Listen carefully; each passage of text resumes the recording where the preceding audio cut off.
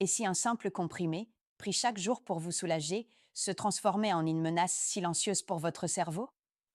Après 60 ans, notre corps change profondément et ce qui nous aidait hier peut malheureusement nous trahir aujourd'hui sans que nous en ayons la moindre idée. L'AVC, cette attaque cérébrale dévastatrice qui peut tout emporter en un instant, n'est pas une fatalité inévitable. Mais saviez-vous que 4 types de médicaments très courants, que beaucoup d'entre vous pourraient prendre quotidiennement, sont susceptibles de tripler votre risque sans que vous le sachiez vraiment? Cette révélation peut sembler inquiétante, mais elle est surtout une occasion de reprendre le contrôle de votre santé. Je suis la docteure Eva Lemoine et ma mission profonde est de vous armer des connaissances précises et claires nécessaires pour protéger ce qu'il y a de plus précieux, votre santé et votre autonomie, votre capacité à vivre pleinement. Dans cette vidéo, nous allons lever le voile sur ces médicaments insoupçonnés et comprendre pourquoi ils représentent un danger spécifique pour les plus de 60 ans. Restez avec moi jusqu'à la fin de cette discussion, car la découverte de ces informations pourrait véritablement changer votre quotidien et celui de vos proches. Et si, après l'avoir écouté, vous vous reconnaissez dans l'une des situations que nous décrirons, il est crucial d'en parler immédiatement et en toute confiance à votre médecin traitant. Imaginez Marie, 68 ans, une retraitée dynamique de Lyon, qui aime ses matinées au marché et ses après-midi à tricoter pour ses petits-enfants. Comme beaucoup, elle prend régulièrement un médicament pour de légères insomnies occasionnelles, un autre pour soulager ses maux de tête qui se sont faits plus fréquents. Récemment, Marie se sent un peu plus fatiguée qu'à l'accoutumée, parfois même un peu confuse, comme si une légère brume s'était installée dans sa tête. Pourtant, elle met cela naturellement sur le compte de l'âge ou du stress ambiant, sans s'inquiéter outre mesure. Elle se dit que c'est le lot de tout un chacun en vieillissant, une fatalité à accepter sans se poser trop de questions. Ce que Marie, comme tant d'autres, ignore, c'est que ces petits inconforts anodins et cette fatigue insidieuse peuvent en réalité être des signaux d'alerte discrets mais persistants. Beaucoup d'entre nous, en vieillissant et particulièrement après 60 ans, avons en effet tendance à normaliser des symptômes qui sont en réalité des cris silencieux de notre corps, des indicateurs que quelque chose ne tourne pas tout à fait rond. Ces signes sont d'autant plus trompeurs quand ils sont liés à des interactions médicamenteuses invisibles, des réactions en chaîne qui se produisent à l'intérieur de notre organisme sans que nous en ayons conscience, augmentant progressivement un risque bien plus grave. Comprendre comment certains médicaments augmentent le risque d'AVC n'est absolument pas de la sorcellerie ou une science complexe réservée aux experts. C'est en fait de la physiologie simple et logique. Pour faire une analogie française imagée, imaginez votre sang, vital, comme une belle rivière tranquille qui irrigue paisiblement l'intégralité de votre cerveau, transportant des milliers de petites péniches, nos précieux globules rouges, chargés d'oxygène et de nutriments essentiels. Certains médicaments, sans que vous en ayez le moindre soupçon et malgré leurs bienfaits pour d'autres maux, peuvent malheureusement transformer cette rivière calme et régulière en un courant plus turbulent, voire chaotique. Dans ces eaux agitées, les péniches risquent de s'agglutiner et de former des barrages inattendus, ce que nous appelons de façon moins poétique un caillot. Ce phénomène entrave la bonne circulation, comme un embouteillage sur une petite route de campagne. D'autres types de médicaments peuvent, quant à eux, avoir un effet insidieux, ils peuvent fragiliser les berges de notre rivière, c'est-à-dire les parois de vos vaisseaux sanguins. Ces berges affaiblies deviennent alors plus susceptibles de rompre sous la pression, entraînant une hémorragie. Les conséquences, dans les 2 cas, sont potentiellement dévastatrices pour le cerveau privé soudainement de son approvisionnement vital. Ce mécanisme est souvent directement lié à l'action de ces médicaments sur la coagulation du sang, sur la régulation de la pression artérielle ou encore sur la circulation sanguine dans les toutes petites artères qui irriguent les zones les plus fines et sensibles de votre cerveau. C'est pourquoi un médicament anodin en apparence peut avoir un impact majeur sur un système aussi délicat et essentiel que le réseau vasculaire cérébral. Ainsi, la compréhension de ces interactions devient cruciale. Quand on parle de ces 4 médicaments, il s'agit souvent de classes thérapeutiques qui, par leurs principes actifs, influencent directement ou indirectement la fluidité de votre sang ou l'intégrité de vos vaisseaux. Pensez aux antihistaminiques de première génération utilisés pour les allergies ou le sommeil, aux décongestionnants nasaux, à certains antidépresseurs ou même à des anti-inflammatoires non stéroïdiens pris sur de longues périodes et à forte dose. Leur effet cumulatif, surtout chez une personne de plus de 60 ans dont le système cardiovasculaire est naturellement moins résilient, peut créer un terrain propice à la formation de ces barrages ou à la rupture des berges. C'est une question d'équilibre délicat que votre corps tente de maintenir et certains médicaments peuvent malheureusement le perturber. Si ces mécanismes insidieux sont ignorés ou sous-estimés, les conséquences peuvent être dramatiques et changer une vie en un instant. Un AVC n'est pas simplement une crise subite et spectaculaire, c'est un événement cérébral dévastateur qui peut vous priver brutalement de votre indépendance chérie, de votre capacité fondamentale à parler clairement, à bouger librement, à vous souvenir et finalement, à vivre votre vie comme vous l'avez toujours connue. Pensez un instant à l'impact profond que cela pourrait avoir non seulement sur votre quotidien personnel, mais aussi sur celui de votre famille et de vos proches, qui devraient alors s'organiser différemment pour vous accompagner.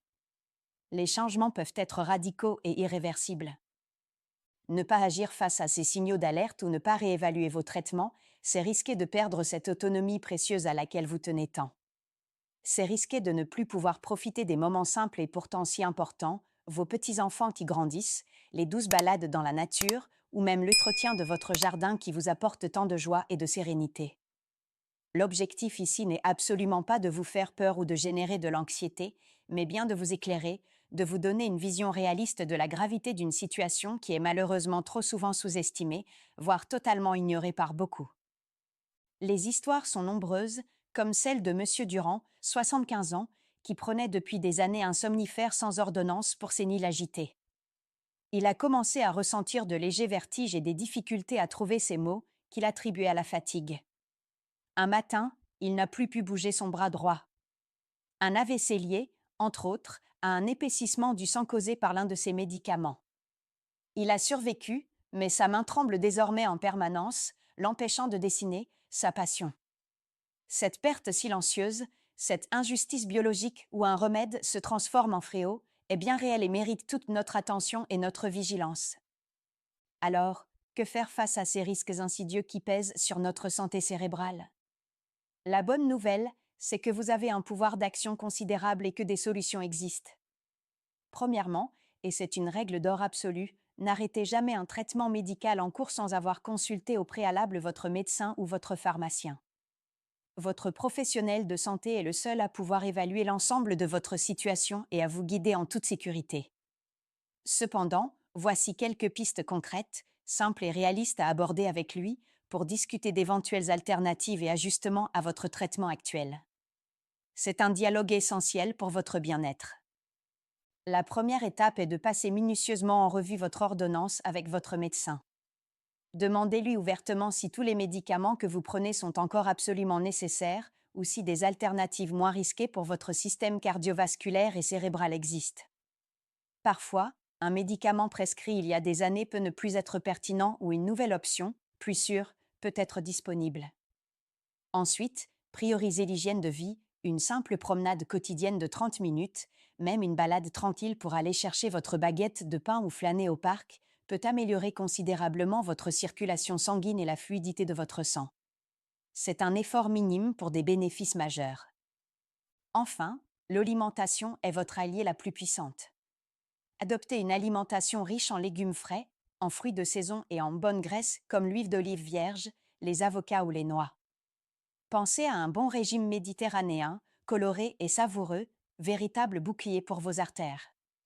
Et n'oubliez jamais de vous hydrater suffisamment, boire de l'eau tout au long de la journée, comme un ruisseau de montagne limpide qui coule sans entrave, aide à maintenir la fluidité de votre sang et à prévenir la formation de caillots. Ces gestes simples, combinés à un dialogue ouvert et constructif avec votre professionnel de santé, sont la clé pour protéger votre cerveau et maintenir votre vitalité. Proximo Rotero France Gem Personalizado, je commence le bloc 6. Imaginez Robert, 72 ans, un ancien instituteur de Bretagne qui adorait ses promenades le long des côtes sauvages, mais qui se sentait de plus en plus engourdi et fatigué. Il prenait depuis des années un médicament pour soulager ses douleurs articulaires et un autre pour dormir, des habitudes ancrées. Après avoir pris conscience des risques que certains traitements pouvaient poser, il a eu une discussion franche et ouverte avec son médecin traitant. Ensemble, ils ont réévalué son ordonnance et son médecin a pu ajuster son traitement pour l'insomnie en lui proposant une alternative moins impactante pour sa circulation. Petit à petit, Robert a également intégré une nouvelle routine, une marche un peu plus longue chaque jour, après son déjeuner, profitant de l'air marin. Aujourd'hui, Robert se sent comme revivre. Il est moins fatigué, la brume qu'il ressentait dans sa tête s'est dissipée, le rendant plus lucide et réactif. Son anxiété, souvent liée à cette sensation de confusion, a considérablement diminué et il retrouve un sommeil plus réparateur et naturel. Sa mémoire s'est même améliorée, lui permettant de se souvenir plus facilement des anecdotes à raconter à ses petits-enfants. Il a surtout retrouvé l'énergie et l'enthousiasme de jardiner, de s'occuper de son potager qu'il avait délaissé, un retour à sa passion.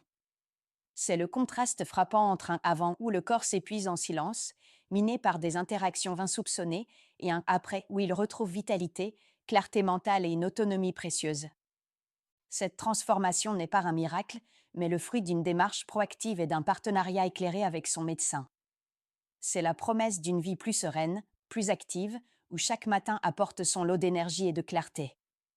Robert est la preuve vivante qu'il est toujours possible d'agir, de dialoguer et d'ajuster pour protéger son bien le plus précieux, un cerveau en bonne santé. Sa mémoire est plus vive, ses mouvements plus assurés, et il savoure chaque moment, conscient d'avoir repris les rênes de sa santé. Son histoire incarne ce sentiment d'espoir et cette possibilité réelle de retrouver une qualité de vie optimale, en dépit des années. Chers amis, l'objectif de cette discussion n'était absolument pas de vous inquiéter inutilement, mais bien de vous informer avec précision et bienveillance. Votre santé est le trésor le plus précieux que vous possédez, et il est de notre responsabilité à tous de le protéger. Ne confondez jamais fréquent avec normal quand il s'agit de votre corps qui vous envoie des signaux, même les plus subtils. Ces 4 catégories de médicaments, que nous détaillerons davantage dans d'autres contenus, sont des pistes de discussion vitales à avoir avec votre médecin. Parlez-en ouvertement, sans crainte ni gêne, de toutes vos préoccupations et de vos traitements actuels. N'ayez pas peur de poser toutes les questions qui vous viennent à l'esprit, c'est votre droit et c'est essentiel pour votre santé. Un dialogue honnête et transparent avec votre professionnel de santé est la clé pour naviguer sereinement dans les années qui viennent. Laissez un commentaire ci-dessous si cette vidéo vous a éclairé, si elle a soulevé des doutes ou si vous avez des questions spécifiques. Et surtout, s'il vous plaît, partagez cette vidéo avec quelqu'un que vous aimez, un membre de votre famille ou un ami. Cette information, si elle est diffusée et comprise, pourrait littéralement lui sauver la vie ou améliorer considérablement la sienne en lui offrant la possibilité d'agir à temps. Prenez soin de vous, c'est le plus beau cadeau que vous puissiez vous faire.